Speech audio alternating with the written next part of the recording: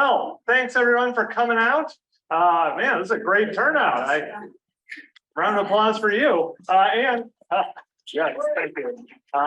Yeah, that said, I'd like to thank the Ancient Order of the Hibernians, the Ladies Ancient Order of the Hibernians, and the Central New York Irish Cultural Society for their help in promoting this event and this great night. So thanks to them. Okay, half of your members, so you won't applaud yourselves. But yes, we appreciate it here at the Erie Canal Museum. Welcome to the Erie Canal Museum. I'm Derek Pratt. I'm our Director of Education and Public Programs here. And we're really excited tonight to have Ciarrai Eaton presenting her talk on girls, Irish immigrant working women in Syracuse and Onondaga County. Had to make sure she had that subtitle, otherwise promoting just girls was going to be weird, right? And I hope you go downstairs and check out her excellent exhibit as well. Also, I want to bring your attention to if you're new here to the Erie Canal Museum, so we are open 7 days a week from 10 to 4. We got walking tours of downtown Syracuse and lots of special events. You can find those on our website, eriecanalmuseum.org, or subscribe to our e-newsletter. We try not to spam you and stuff, but now I get to spam you here. On August 8th at 7 p.m., so in a week from now, we're going to be hosting Dr. Dan J. Broiled. He will be presenting Borderland Blacks. It's about his groundbreaking research on the Underground Railroad between Rochester and St. Catharines, two canal towns. It should be really interesting. That is also a free event. So come on down. It's also available on Zoom. I know we got folks joining us right now, and if you want to join us then that's acceptable too. Now I've droned on long enough. You're not here to see me, unless you are. Hi, Mom. Here is our speaker for the night, Ciarrai Eaton.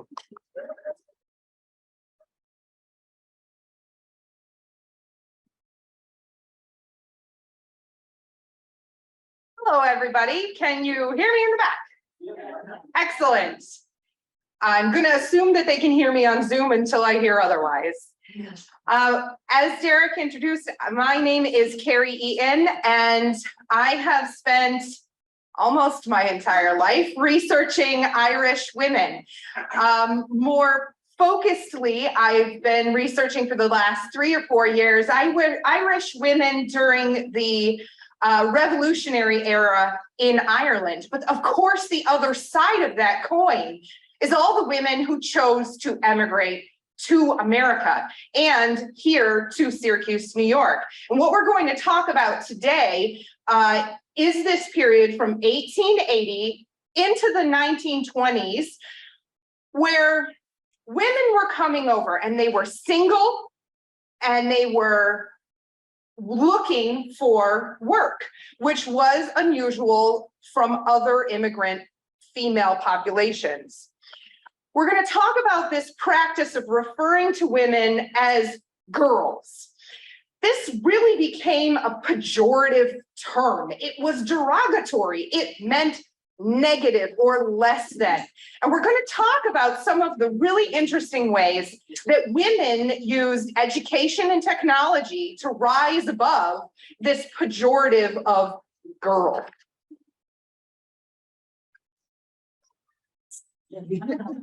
There was a bit of a crapshoot. We weren't sure. Okay, it worked. So perpetual girlhood. The only way to get yourself out of being referred to as a girl was really to marry and bear children. There was no other way around it. That was how you proved your value to society. And it's not just in Irish society, but here in America as well. We're dealing with the time immediately following the Civil War. In Ireland, we're dealing with right after the famine. As with anything, when we're talking modern Irish history, we are going to be referring to the famine and its impact on the people. So how did the famine impact women specifically? The famine itself lasted from 1845 to 1852, with the worst year being referred to as Black 47, 1847. I do want to call your attention to the fact, however, that there was a resurgence of the blight in 79 to 80. So this is right before that immigration boom of all of these women leaving. Now, I can only give you basic estimates at best because the British were not great at keeping records in Ireland. That's a whole separate issue. But about 1 million Irish people died during those famine years. About 1 million emigrated to various places, not just America. And after that 1880 famine, the emigration just snowballed, it just continued. And by the time we reached 1900 in Ireland, half the population is gone. Shocking numbers. So, before the famine, women held a strong spot in the community. They were contributing, they were viewed almost as equals in their society. They raised and taught the children, which carried on through after the famine. However, before the famine, women were very involved in manual labor on the farms, and most of Irish communities at that time were primarily farming communities.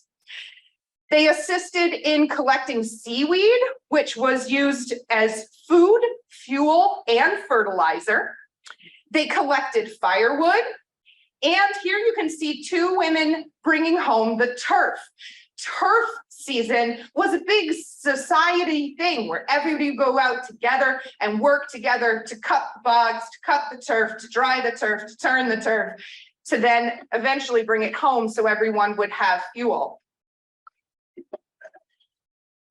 Another important part of women's lives was cottage industries, so-called because it was work that you could do in your house.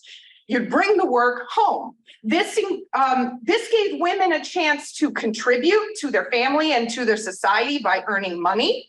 And it also gave them a good sense of independence. This is something I can do. I can help my family pay the rent, feed my children. They were helping. So this includes dairy work, which is where we get the term egg money from, because women would sell eggs, milk, and butter at the markets. They could do sewing or fiber art work. This would include hand sewing, lace making, spinning, weaving, crochet. There's crocheted lace that comes in at this time. Another fun aspect that I only recently learned about is bullying, which meant that you would take your livestock to the fields in the summer for greener pastures. This was primarily done by young women.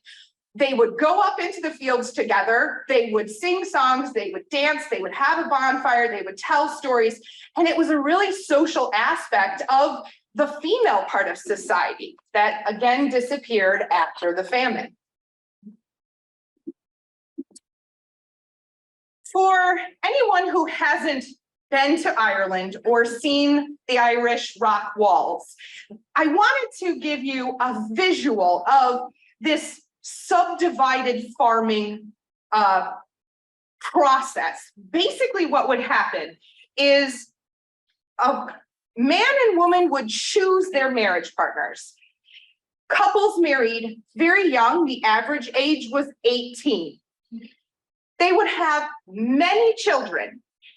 Couple of reasons. One, there were very high infant mortality rates. Number two, a farm takes a lot of work. So you need a lot of people. And they didn't have money to pay farm laborers. So you had a lot of kids, so the kids could learn the different jobs on the farm and help out on the farm.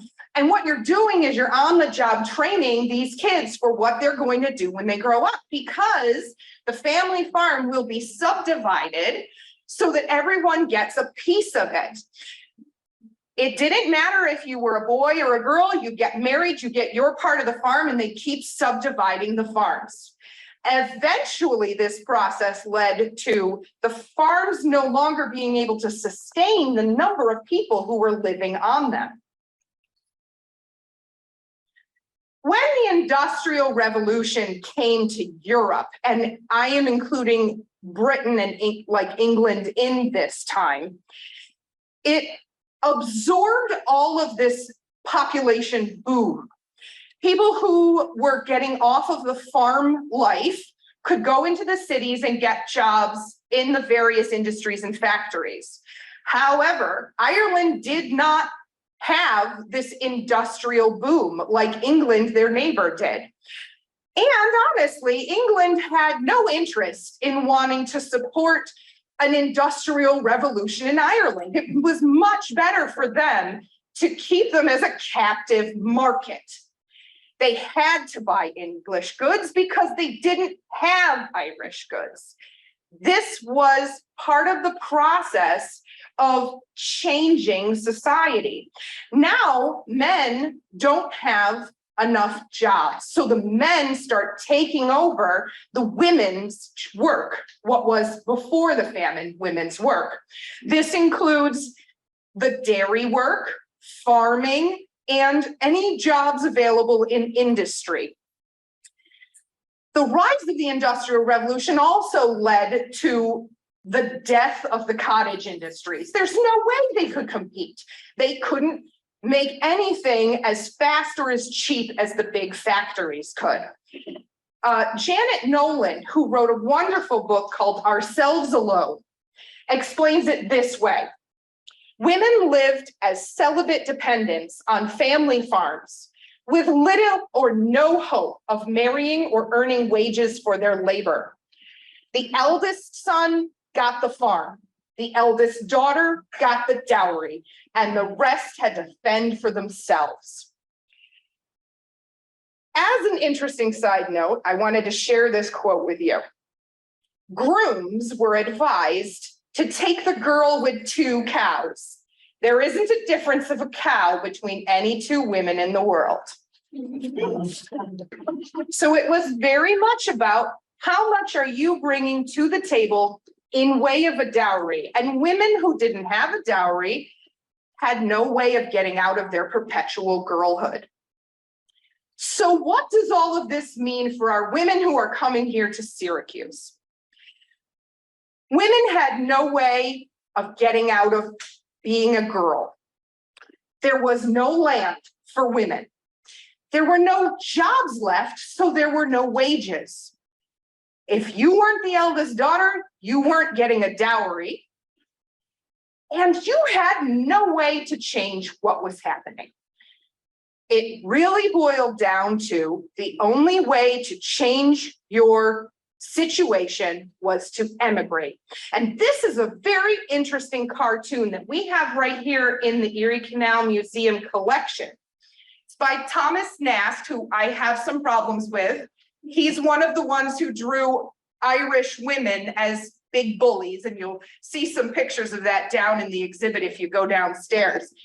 However, interestingly, here he has drawn a very sad, cowardly British lion, holding on to that woman, trying to keep her in Ireland, keep her captive where she is. And she's headed with the rest of the crowd to the American steamers. She's going to America because there's very little opportunity for her left.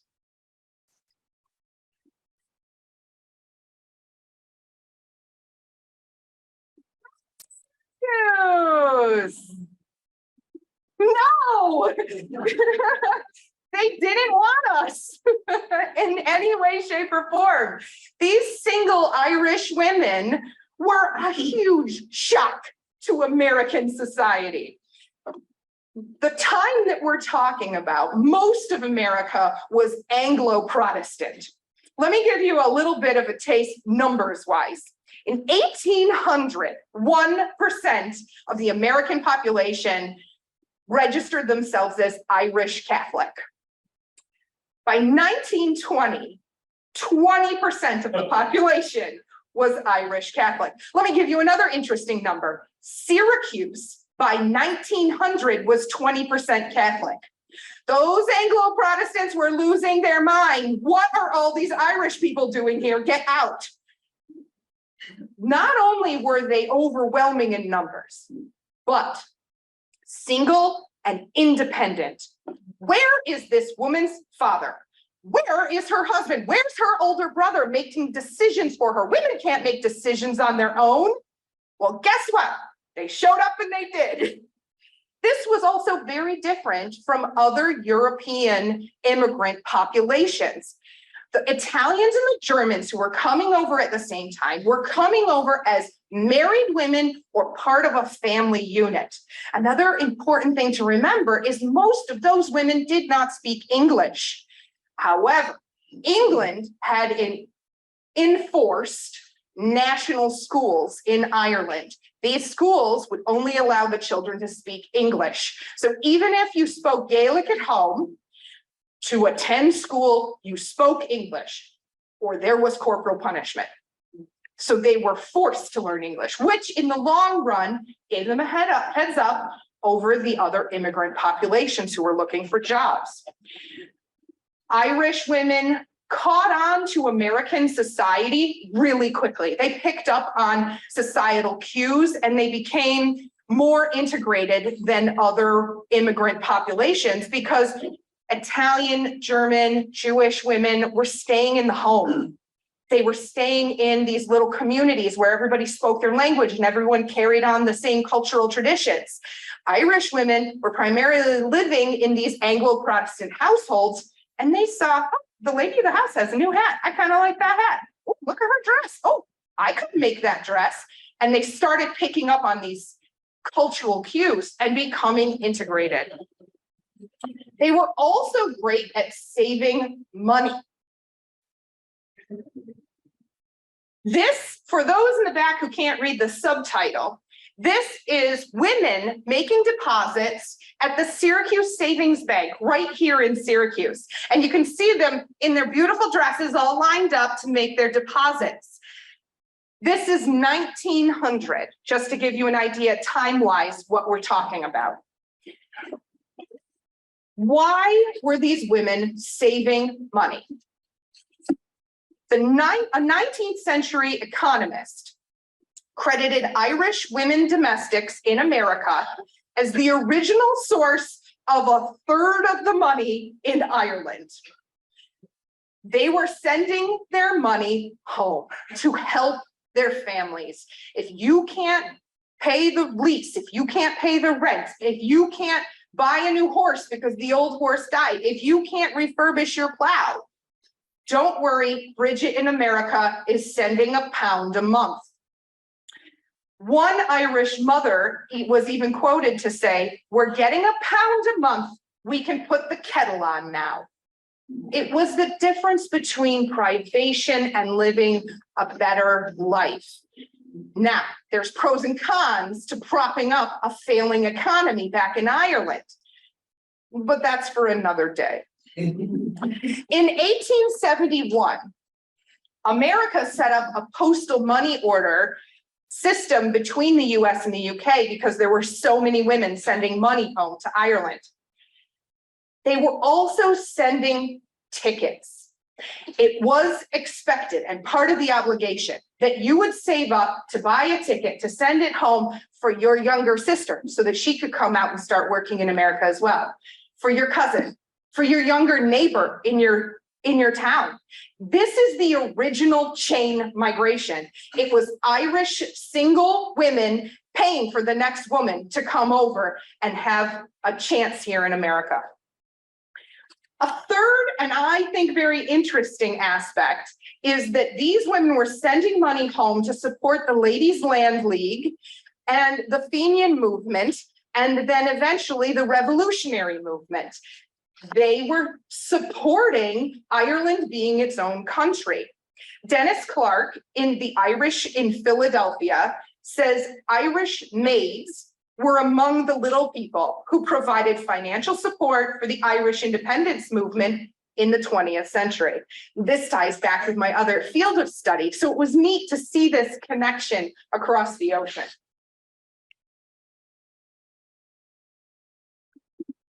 So why were these women working as domestics?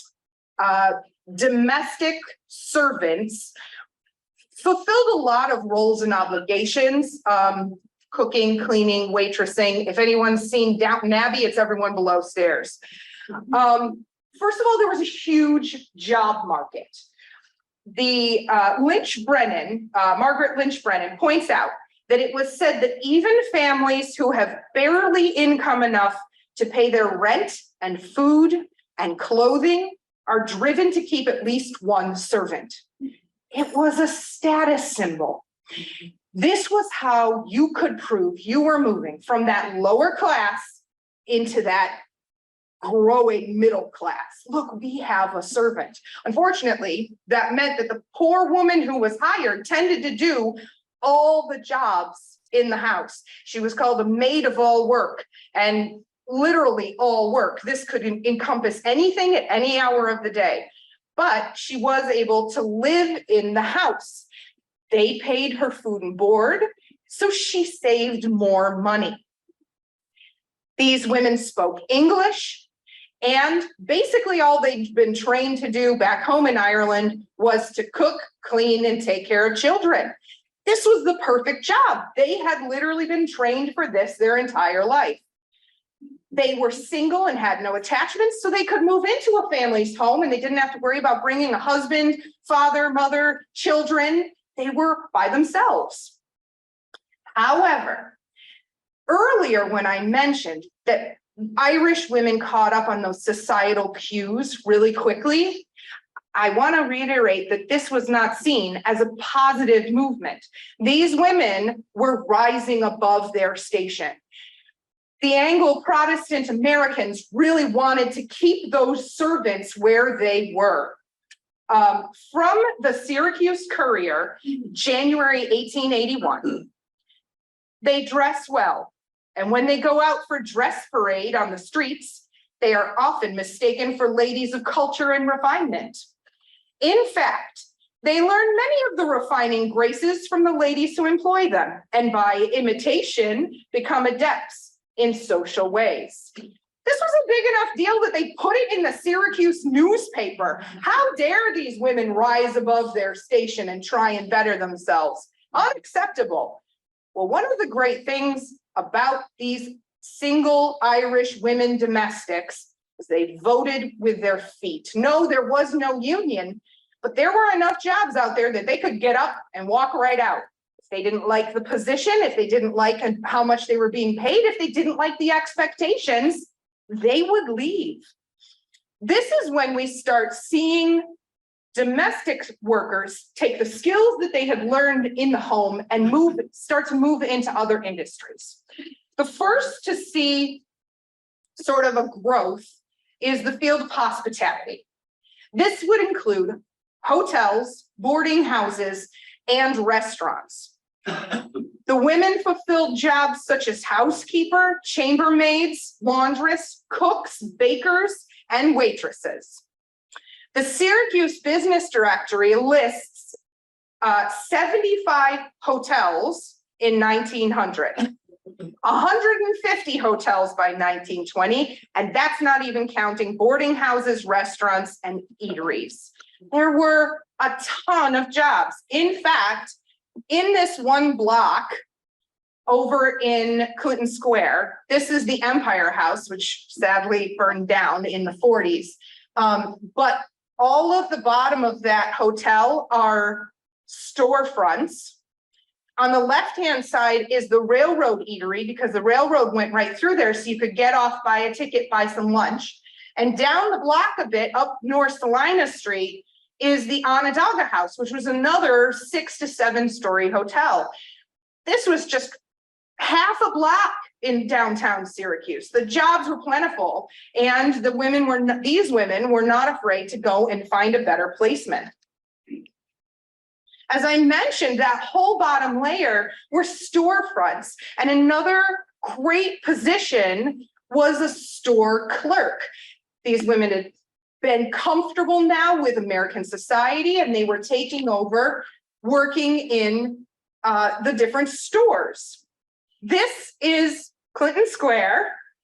with the Erie Canal running through it.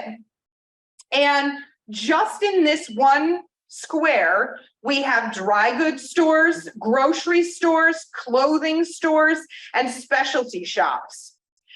We have the Gridley Building, which is still standing over in Clinton Square, or the Onondaga County Savings Bank, as it was originally known. The Amos Building, the Syracuse Savings Bank Building, Robbers Row, which I love the name of, the Third National Bank Building, the Empire Hotel, as I mentioned before, is now over here in this picture. The Bastable Building, which burned down in 1923, held hundreds of offices and stores. The Whiting Opera House is over here.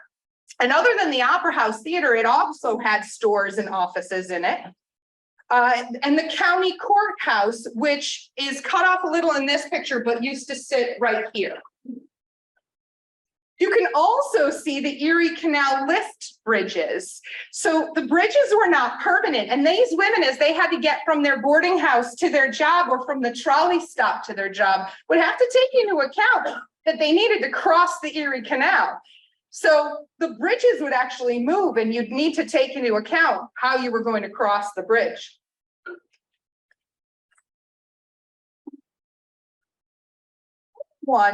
And everyone in this room can say now officially that they have spent an August in Syracuse. Anyone who spent an August in Syracuse knows that it's gross. It's hot, it's humid, fans are really nice, but there's no way that you can get away from it all the time. A lot of the wealthy families would shut up their house and they would go to the Adirondacks, they'd go down to the city, they'd go to the Finger Lakes. They wanted to go somewhere where it was a little bit nicer to spend their time. This meant that they would take a much reduced staff, and all of the women who weren't taken away were left here in Syracuse with nothing to do. Luckily, this aligned nicely with hop picking season. Pompey, Jamesville, Liverpool, Baldwinsville, Cicero, women would go out in all the surrounding areas around Syracuse to pick hops. And I don't know if you can read this, but it says, wanted 10 women, hop pickers wanted, women wanted at once, 50 hop pickers, girls. They wanted the women because this was fine motor skills. And women were always associated with fine motor skills where men were associated with gross motor skills. So the women would gather around the hop boxes, which you can see in these pictures here, socialize and pick the hops. Now, I happen to have a friend who grows hops because he brews his own beer, and they allowed me to go over to their house on Monday. Yeah, you guys know, they know him. He allowed me to come over and pick some hops so you could see what they look like. So I'm going to pass this around if we want to just snake it back and forth.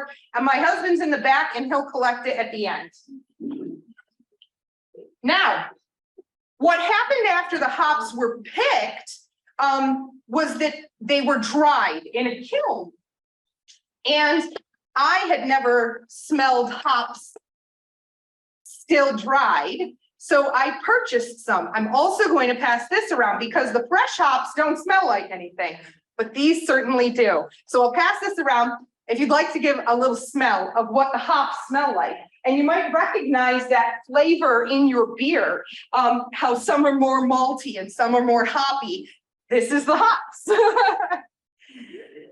Women enjoyed going out for these kinds of jobs. And it was hundreds of women who went out because it allowed them fresh air and a time to socialize with their friends. Every evening had hop dances. They would open up the barn and they'd bring in a band and everybody would dance. Now, there were also men who went out for hop picking, and for propriety's sake, the ladies stayed in the house and the men stayed in the barn. I think that's appropriate.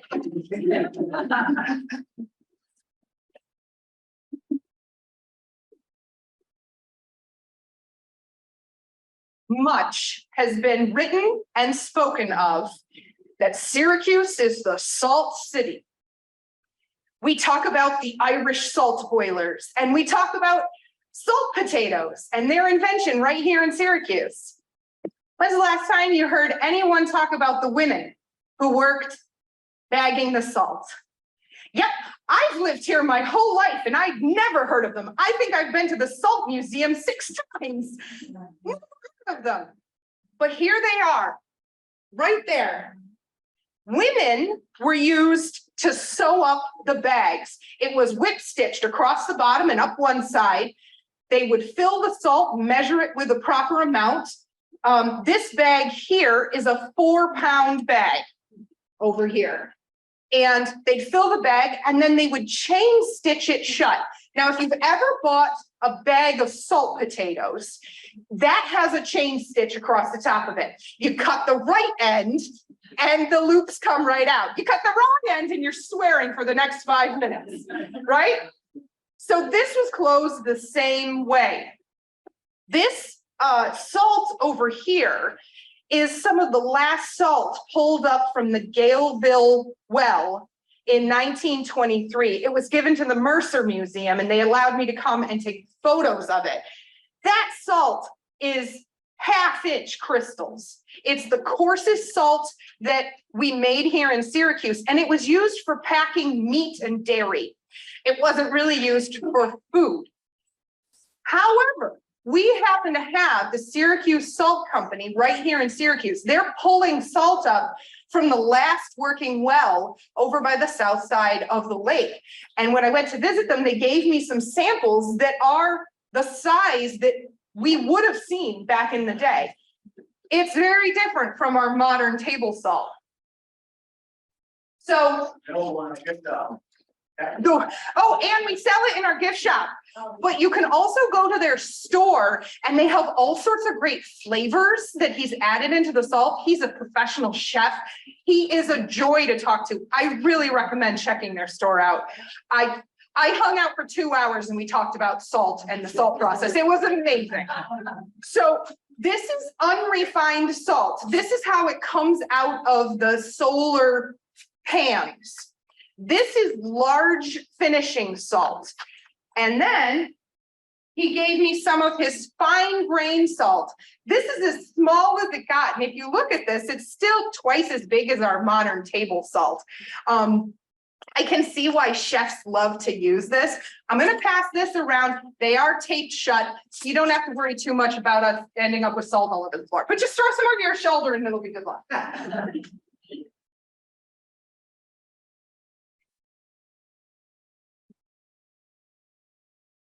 So in my quest to find some written examples of the women who were sewing these salt bags, I did actually find 2 newspaper articles that reference to them. From Appleton's Journal, 1878. The last thing we see is packaging.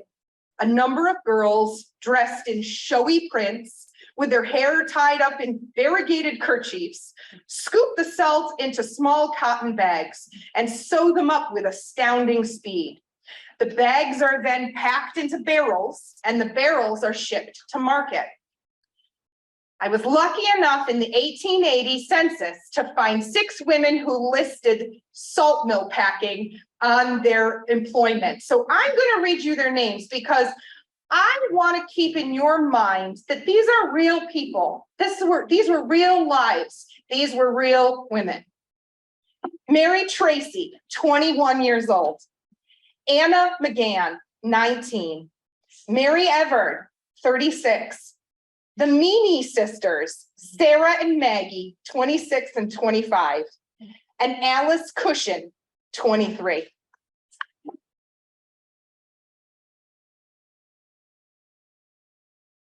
This is a really nice representation of Onondaga pottery. This is their first factory. And on the left here, you can see about 20 women who worked at this factory.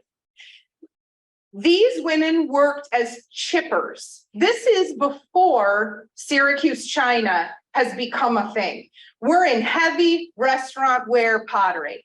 Each plate, after its first firing, had to be sanded and chipped of any imperfections. And that's what these women were doing. Then it would be glazed and go in for its final firing.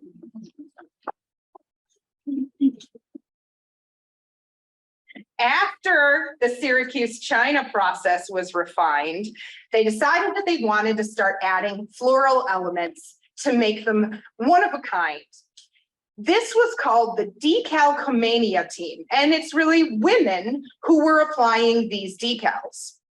This was a brand new technology. And again, we're talking fine motor skills. And the owner, Mr. Pass, said, we need a group of women who are going to be trained in how to do this process. There were pattern books, which the OHA has almost all of the Onondaga pottery books there in their building, and they were nice enough to pull out a whole bunch of stuff about Onondaga pottery. This is one of the books that had the Selma decal on it, so you would know how much each piece cost and which decals went on each design. It just so happens that this is Selma, which is the pattern that my grandmother collected. And I've brought to share with you. So each one of these pieces was hand put on, hand applied by these women. And the gold lines also applied by hand by these women. Please don't draw those. Oh, I have extra. We had a big family. We collected a lot of plates. So what did this entail? Lena Gibbs, who worked at the plant at the turn of the century, says girls worked in pairs. If one was absent, her partner would necessarily lose her time because each girl just knew her particular part of the work.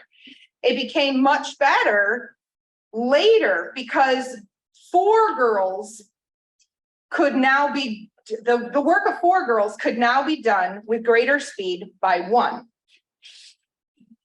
On a tour of the Onondaga pottery, John Willey said, after the patterns are printed, the sheets are cut up by the girls for the purpose of transferring each individual pattern to the particular piece of china for which it is made. In applying the pattern, a little size or glue is put on the china where the decoration is to go so that the paper will stick.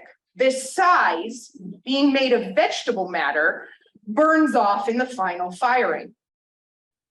Another worker who worked at the plant, 1910, Nellie Bennett, said, more years ago than I care to think about, a girl knew that she had to work. There were 24 girls transferring, and we had only one ordinary sized kitchen sink in which to wash off the ware. And we had to sort of stand in with the engineer in order to have water pumped into the cistern from the canal. Now, the Fayette factory was right along the canal, and a big part of this was the supplies were brought in on the canal, and as soon as the pottery was finished, it was loaded onto barges and taken right off along the canal. So the canal was a huge part of this. Another interesting side project that came out of the Onondaga Pottery Company was called Pass and Seymour. At the turn of the century, people were really afraid of house fires. We're switching to this new thing, electricity, but we're not really sure how it works. And there were a lot of house fires in Syracuse. There were a lot of big buildings too that burnt down because of electrical failure. Pass, who was instrumental in the Syracuse china process, and Seymour, who worked for Syracuse Electric, decided that they could make a better insulator.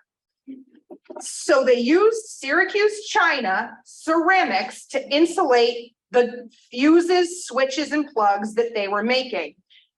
This was all fine detail work, and it was almost entirely done by women.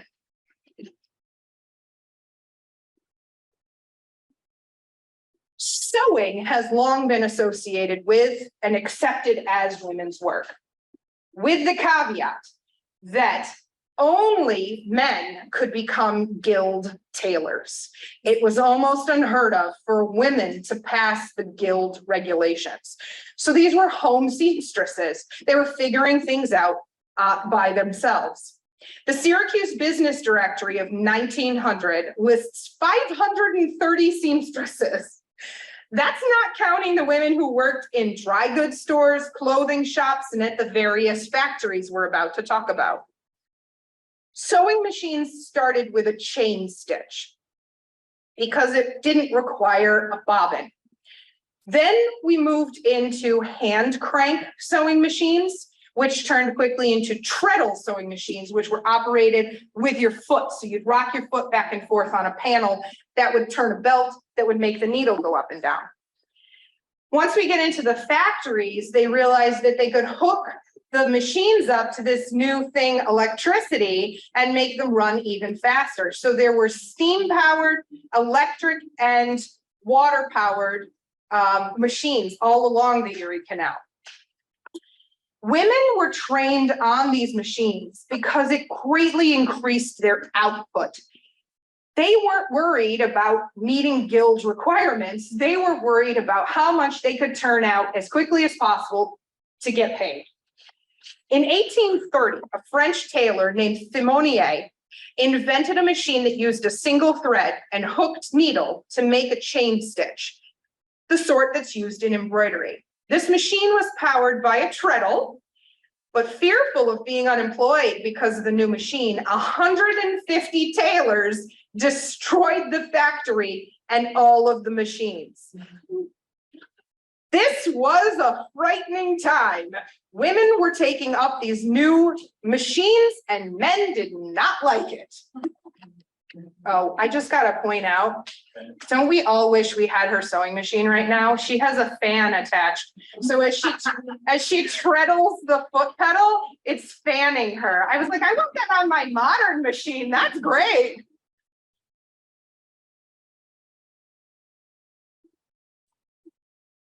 The success of the treadle sewing machine led to the same technology being used in other fields.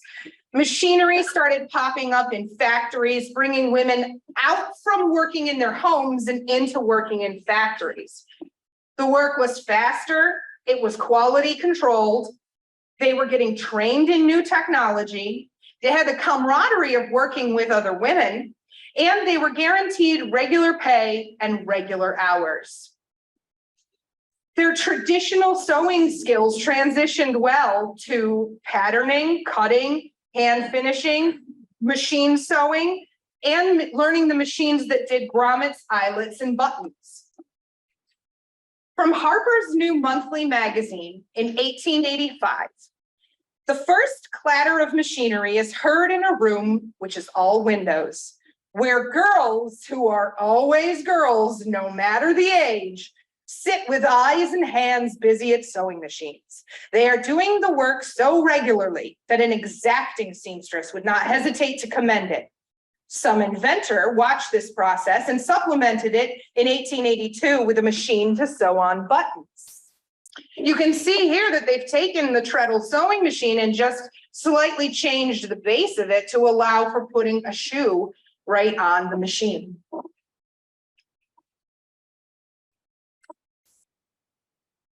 There was a similar transition in knitwear technology. Hand knitting turned into crank knitting, turned into treadle knitting, turned into motorized knitting. Women were needed not only to learn to work these machines, but also to hand clothes. A sock was essentially made as a long tube with a flap that then had to be hand closed.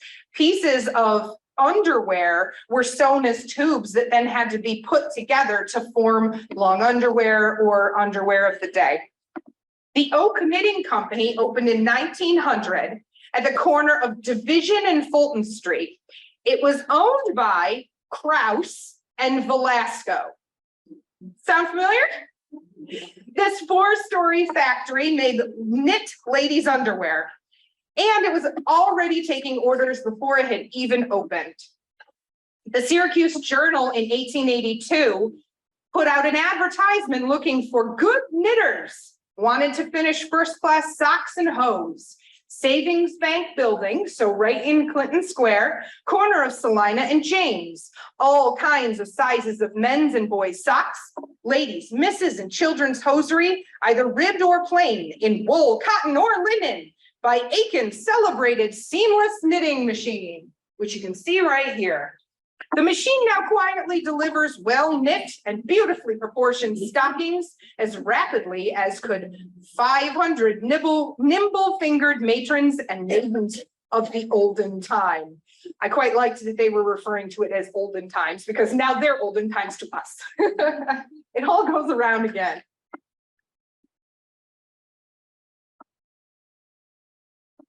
Stenographers were a very popular employment for women.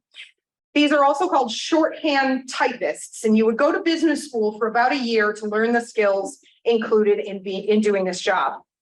There were several shorthand variations, Pittman and Gregg, and in fact, you can see a Gregg shorthand book downstairs. But each woman personalized it. So if you were working in a specific industry and you didn't have a quick graphic to say shoes or pottery or this many cups, they would make up their own symbols that meant something only to them. It really became a secret language that stenographer would be the only one to read. How this worked is a man, it was almost always a man, would dictate or recite what he wanted the letter to be. The woman would take it down in shorthand, she would go and type it up, and she would bring it back for any corrections. This is when whiteout started coming in as a really useful tool, because you wouldn't have to redo the whole letter. You would just white out the part and then type it back in. But anybody who's ever tried to mess with a typewriter knows you're never going to line it up correctly. And we have letters where it goes, it happened even back then. I do want to point out that these women were not secretaries. They did not file, they did not answer phones, they did not collect the coffee. Bertha Hammond was the stenographer for Mr. Pass at Onondaga Pottery. In an interview, she says, at the time, I was the only stenographer at Onondaga Pottery, and I was told that I had been arranged to be put in my own office because the stenographer was so noisy. I was very interested in this lady, so I looked her up in the census. Miss Hammond put herself through business school in 1899 and 1900. She lived in a woman's only boarding house in 1920 on East Onondaga Street. If you know where the Mission restaurant is, right off of Columbus Circle, it's the building across the street and backs up to the Onondaga Historical Association, which was the Bell Telephone Company. And several telephone operators worked in this building so they could go right across the back to work. The boarding house was owned by Miss Clara Rafter, and it boarded 62 working women. Employment ranged from telephone operators, seamstresses, store clerks, clerical workers, and hospitality work. And Miss Hammond says that she took the trolley to work every day.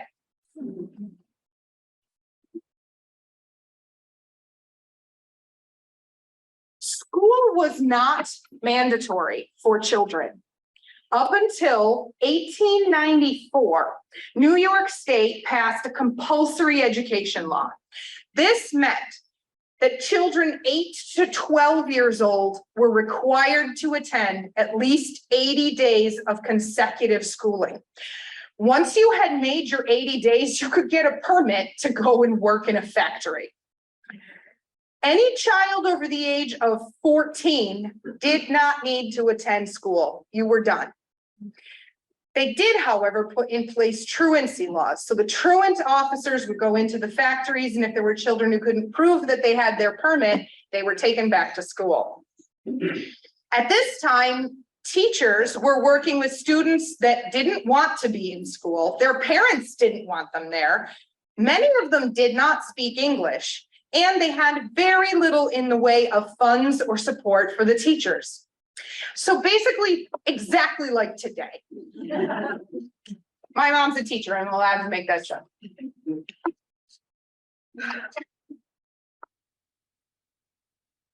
The tobacco factories of Syracuse were making cigars. And this is perhaps the best example of men versus women working in industry right here in Onondaga County. Onondaga tobacco was highly prized. It was sought after and got the best prices in America.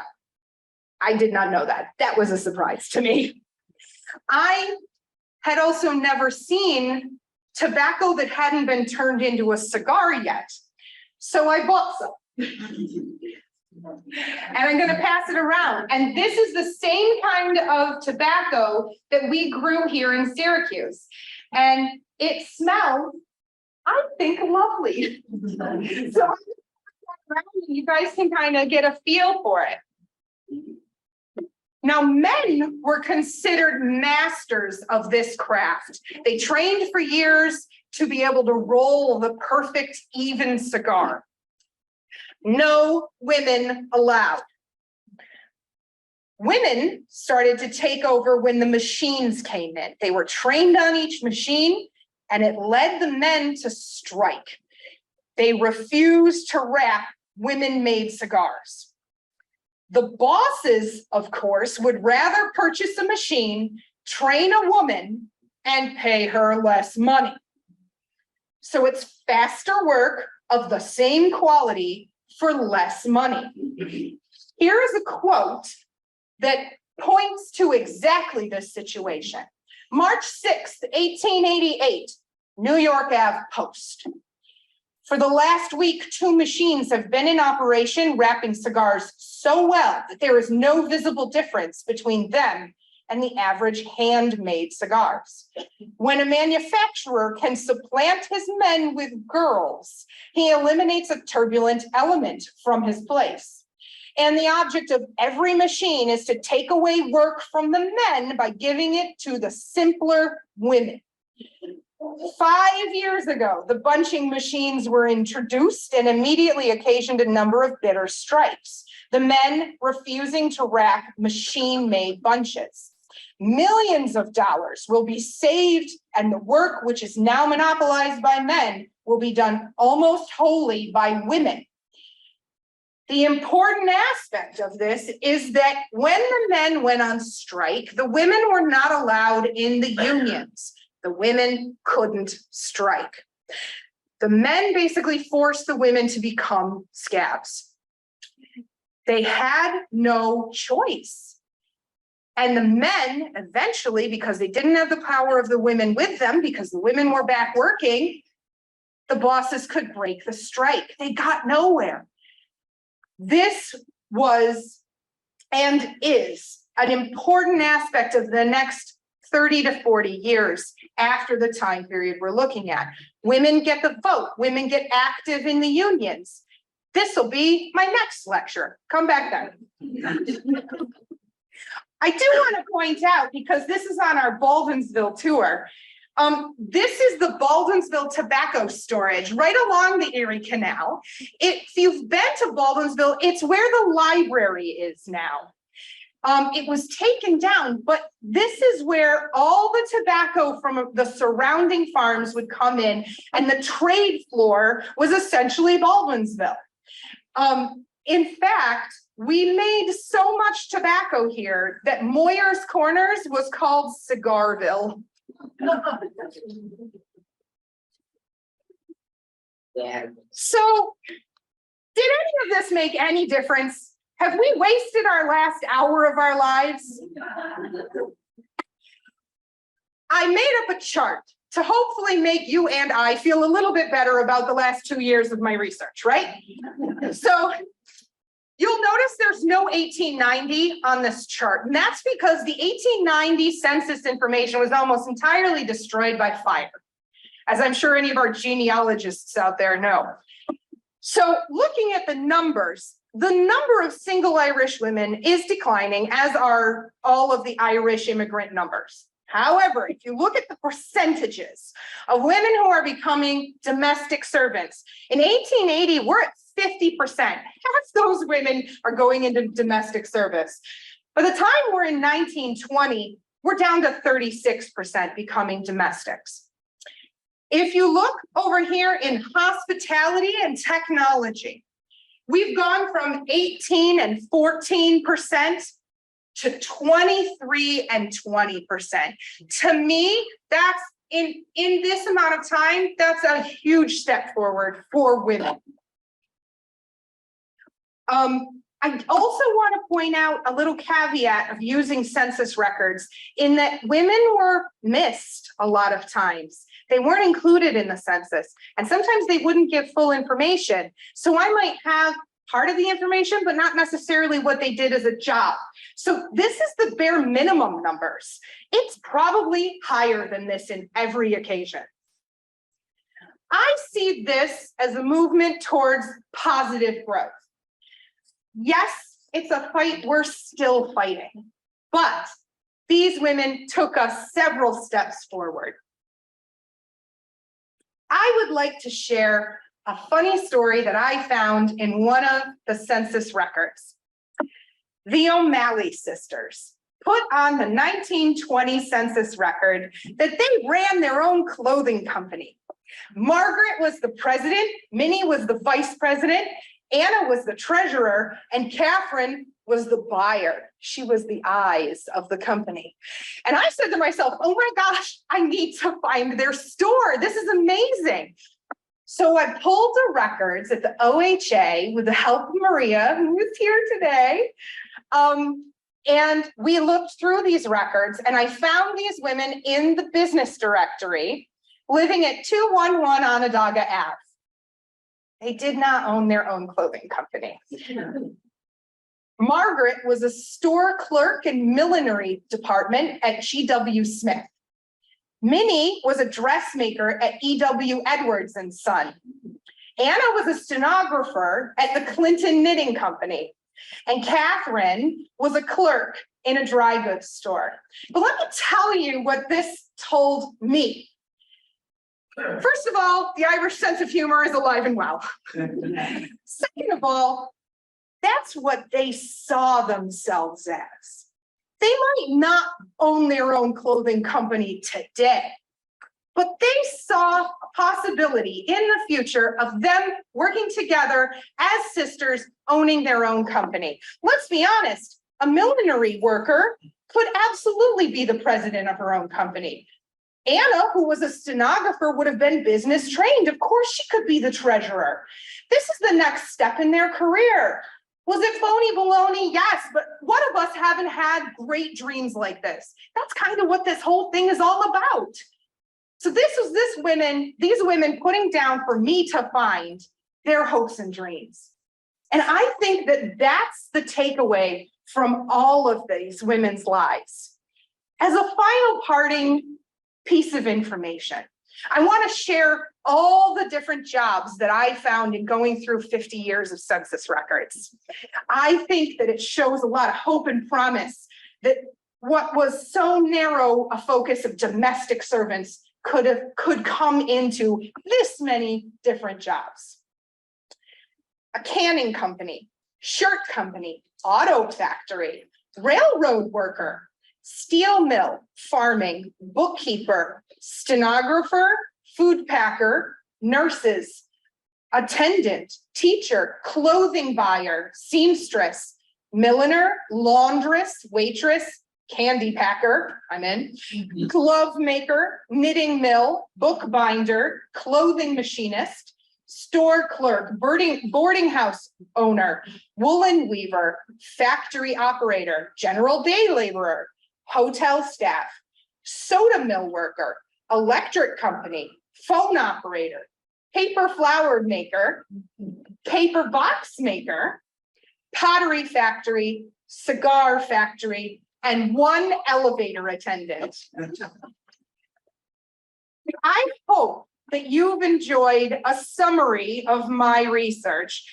Of course, I couldn't touch on everything, but I'm very happy to talk later or answer any questions to the best of my ability. Thank you so much. When's the book coming?